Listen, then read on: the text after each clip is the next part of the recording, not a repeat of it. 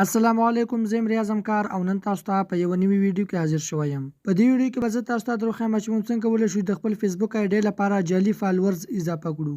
نو زه د ویډیو په طرف تاسو ګورئ همکار سکلز یوټیوب چینل، زه یم ریاض همکار. راځئ چې شروع کړو.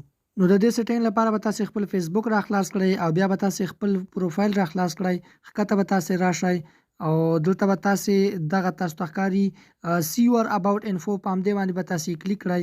کله چې مو په دې باندې کلیک وکړ نو ښکته به تاسو راشئ او دلته به تاسو دغه کنټیکټ انفو تاسو ته ښکاري، په دې ایډیټ باندې به تاسو کلیک ورته وکړئ. کله چې مو په دې باندې کلیک وکړ لږ شیبه انتظار به وکړئ نو تاسو ته به دا ډول صفحه را خلاصه شي. نو په دې ځای کې دغه سوشل لینک تاسو ته ښکاري، اډ سوشل لینک، په همدې باندې به تاسو کلیک وکړئ.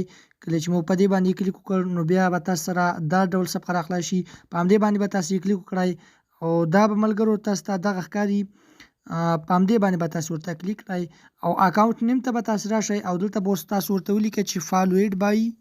کله چې مو فالویډ بای ورته ولیکل نو له هغې څخه وروسته تاسو ورته په خپله باندې فالوورز ولیکئ چې څومره فالوورز غواړئ.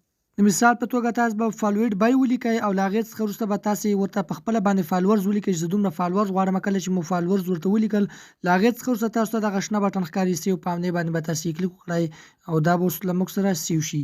زه راځم اوس خپل پروفایل ته، دلته تاسو ته ښکاري چې دلته موږ ته نه دي اضافه شوي. نو زه به دا یو ځل ریفریش کړم نو اوس راځو ښکته.